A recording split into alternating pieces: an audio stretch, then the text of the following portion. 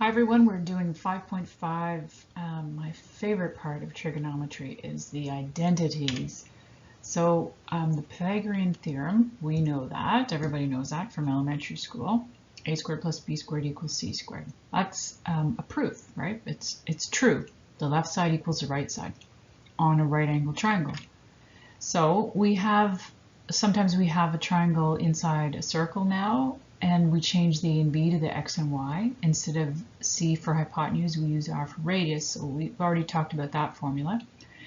And here's an equation showing here's a picture showing the circle that reflects that. So we've got, this is the X value here and Y value there. So X squared plus Y squared equals R squared. This would be the radius, but here we have 1 because on the unit circle, a unit meaning 1, a radius of 1, this is the formula for the unit circle. So this is kind of a recap of what we talked about in sections 5.3 and 5.4. Since we know that X is cos and Y is sine on the unit circle, right? X is cos and Y is sine. We put it all together and we get the Pythagorean identity. You have to memorize this. Sine squared theta plus cos squared theta equals 1. So that comes right directly from the Pythagorean theorem. A squared plus b squared equals c squared. This is our changing it to x and y and then changing it to this formula here. So this is an identity. An identity is a mathematical statement that is true for all values of the given variables, meaning my variable is theta. So if I subbed in 20 degrees here and 20 degrees here, I would get, so if I took sine of 20 and squared it, cos of 20 and squared it, I would get 1. No matter what I sub in, this will always be true. So an identity is true all the time for no matter what you sub in. So what we're going to talk about today are different identities and how to figure out, solve identities to prove that they're true. So we know this is true because way back in elementary school, you probably did some work with the Pythagorean theorem to figure out why it's true. Maybe you drew a bunch of different triangles and measured their side lengths. You did different things. So we know the Pythagorean theorem is true, so we just kind of convert our terms here to get the Pythagorean identity. Next slide. Also from 5.3, we talked about that tan is equal to sine over cos, and we talked about why that's true. Why tan is the same as sine over cos, and we use that relationship. So that gives us another identity. The quotient identity says that tan theta will always equal sine theta over cos theta, no matter what you sub in for theta. You sub in 112 degrees here, 112 degrees here, you're going to get tan of 112 degrees here. That's an identity. It's always, always true. So if you haven't memorized that one yet from 5.3, you need to memorize it now. And we can rearrange these identities and use them all kinds of different ways. And as long as we balance each side and we keep them equal to each other. For example, we can rewrite the Pythagorean identity to isolate cos squared theta. So the Pythagorean identity, remember, is sine squared theta plus cos squared theta equals 1. So if I want to isolate cos squared, I'm going to bring sine squared over to this side. And I'm going to have cos squared theta equals 1 minus sine squared theta. So this is also an identity. Now, you wouldn't memorize every way of rearranging the equation. You're just going to memorize the main Pythagorean identity, this one here. You memorize this one and you can rearrange it however you like, and you'll see why you need to rearrange it, but you can rearrange it to get different identities out of it. We can also square both sides of the quotient identity, so the one that is in the box up here. So that starts with tan theta, this is the quotient identity. Tan theta equals sine theta over cos theta. So if I do the same operation to both sides, like up here, on this one up here, what I did to both sides was I subtracted sine, right? I subtracted sine squared theta from both sides. On this one, I'm going to square both sides. square both sides. So I'm going to square this side, and I'm going to square this side. And the way we write that properly, we have to move the squared sign into the middle. So tan squared theta is going to become, it's going to become a tan squared theta like this, not with the squared on the outside, equals sine squared theta over cos squared theta. So again, you can memorize this if you want to, but if you have the quotient identity memorized up here, then you're just going to square both sides. You don't really need to memorize anything more. Let's go back to the quotient identity and try isolating cos. So I want to isolate cos in this identity here. So I had tan theta equals sine theta over cos theta. To isolate cos, I'm going to cross multiply. Tan theta is really over an invisible 1. So I'm going to multiply. I'm going to cross multiply here. I'm going to multiply the cos up with the tan and 1 up with sine, which isn't going to change anything. So I'm going to end up with cos theta times tan theta equals sine theta. And what we're trying to do is isolate cos theta here. So I'm going to have to divide both sides by tan theta. Right? So tan thetas will cancel out, and I get cos theta equals sine theta over tan theta. So when you already have an identity like the two you now know, the quotient identity and the Pythagorean identity, you can rearrange those ones to get something new. Right? You don't need to memorize this because you're already memorizing this one, and you can just rearrange it whenever you need to. If the question asks you to isolate sine theta, then you would go back up here and you just, actually this would be your sine theta here, cos theta times tan theta, that's equal to sine theta, that's sine theta isolated.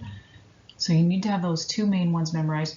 The Pythagorean identity, that's this one here, and the quotient identity, that's this one here. You have those two memorized, then you can rearrange those two to help us out to prove new identities. Okay, next slide.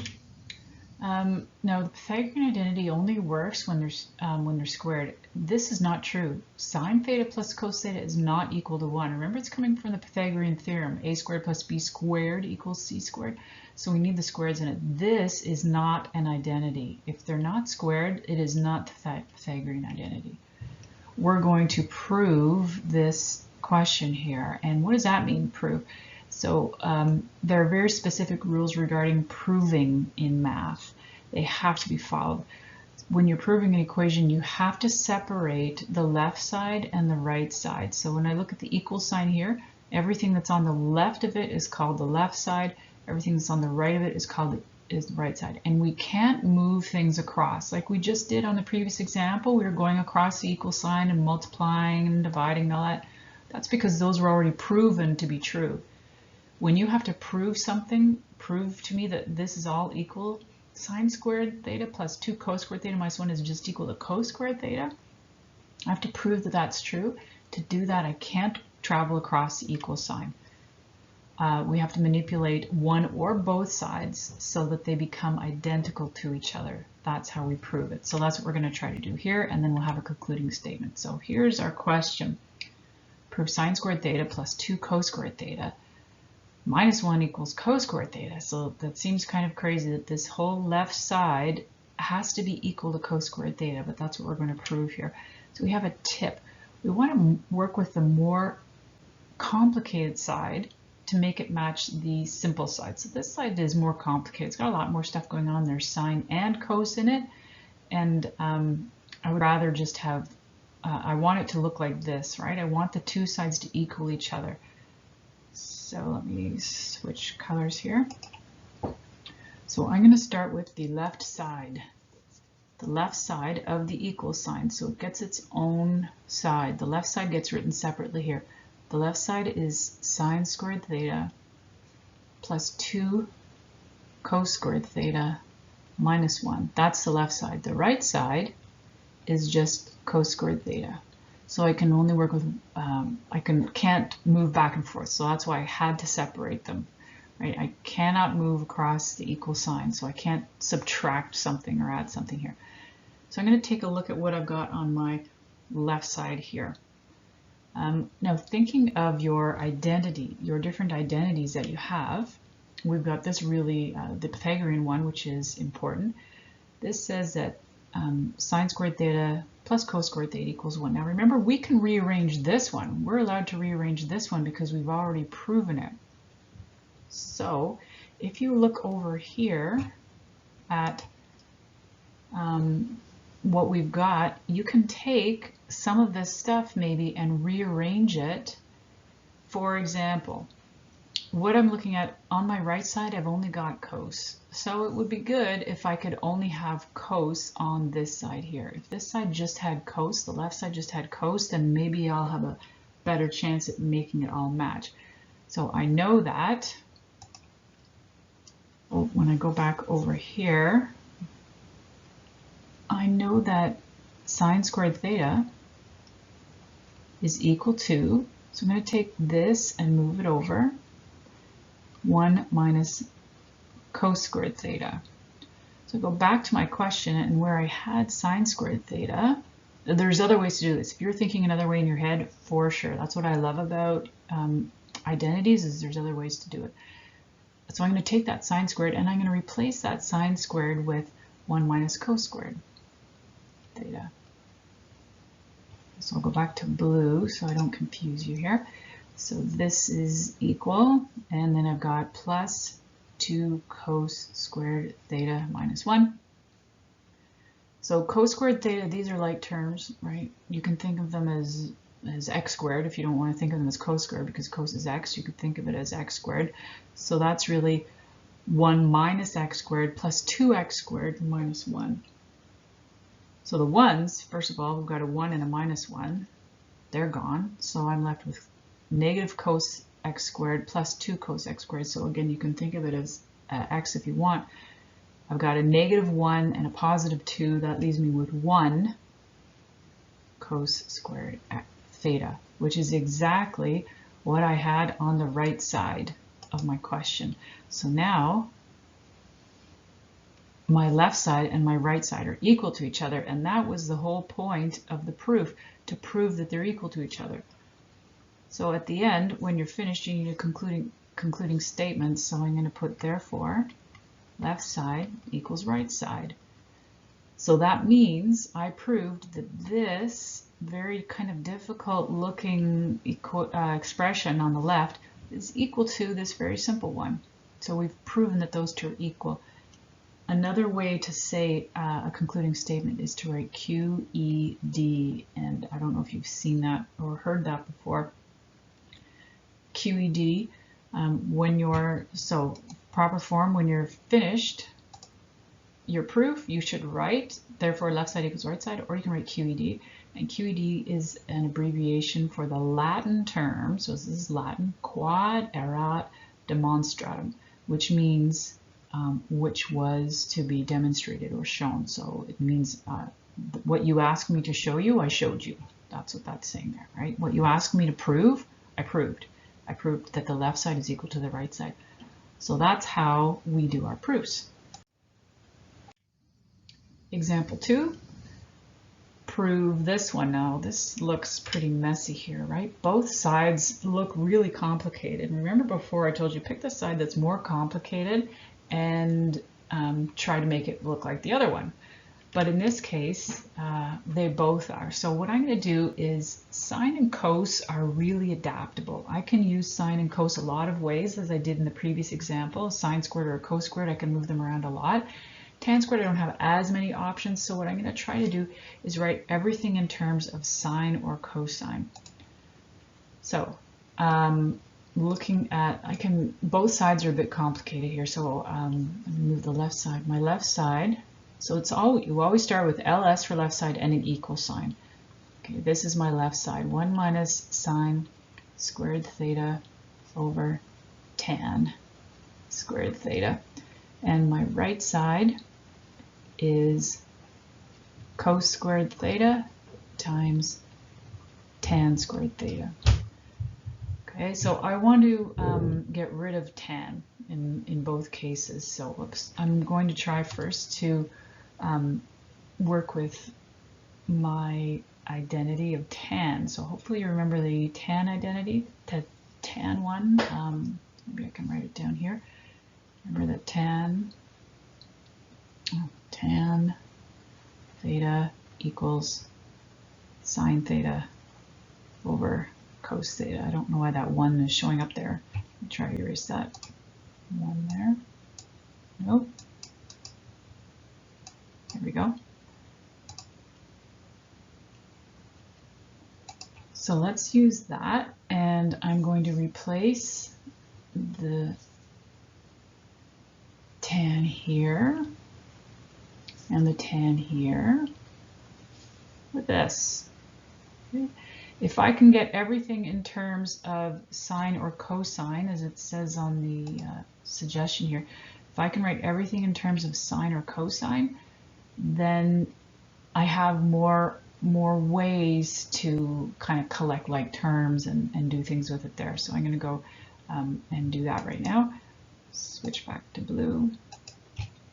I'm just going to start, doesn't matter which side I start with, I'm going to start with this side here. So cos squared theta.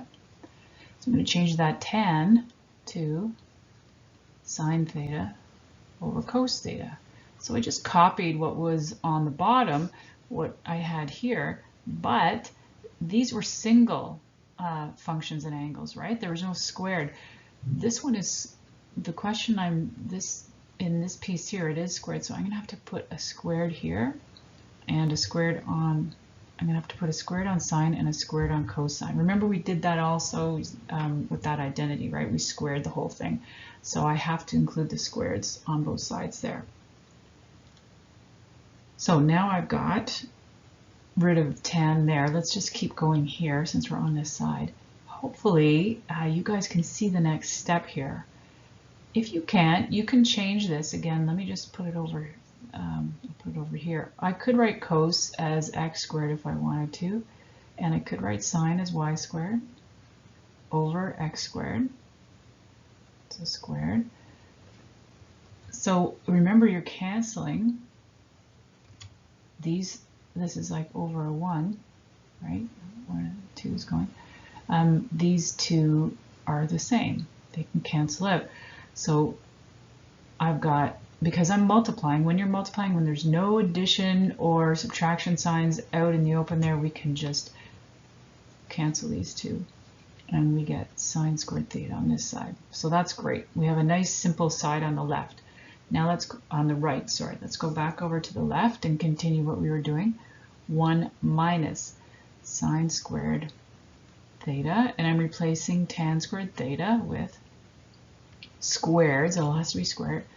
I'm replacing with sine squared theta over cos squared theta. Okay, so we're not allowed to have all those levels of fractions.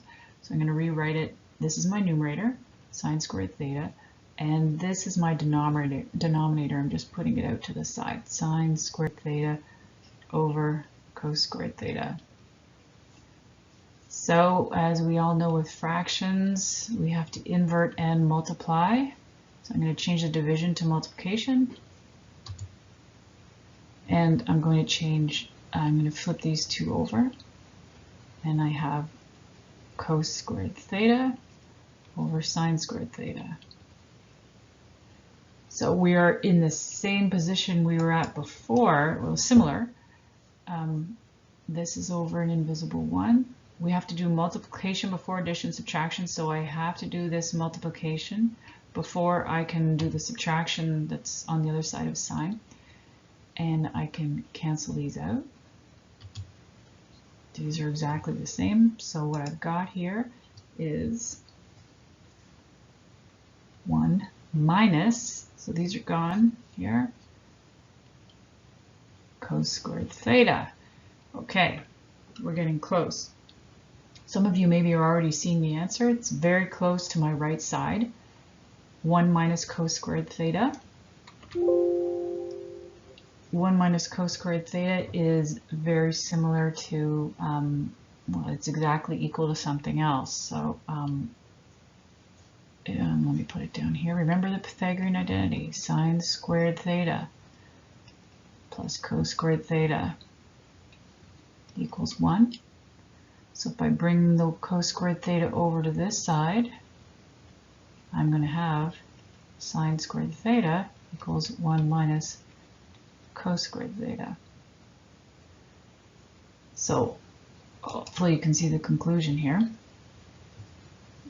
This 1 minus cos squared theta is the same as this. So I really can now put on my left side that it's equal to sine squared theta. My left side and my right side are equal to each other, QED. So we proved that this original left side here, even though it doesn't look like it at all, it's exactly the same as this here. It's an identity. We've proven that they are the same as each other.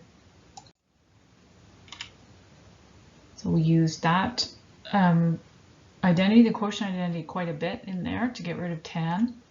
We also use the Pythagorean identity to rearrange our sine and cos. Remember, it has to be squared to use the Pythagorean identity. Oh, there's a lot of mess there. Your homework is on your handout. Just 3 questions. That's it. 3 proof questions. The full solutions are provided in the back of the textbook, but I think they go across the equal sign in the back of the textbook, if I remember correctly, and you're not allowed to do that. So you can look at them, but if they move across the equal sign, please don't do that. You might be better off to look at prepanywhere.com or one of the other websites that shows you how to properly solve proofs. There's different ways to do every question, so yours may not be the same, and that doesn't mean yours is wrong. Good luck.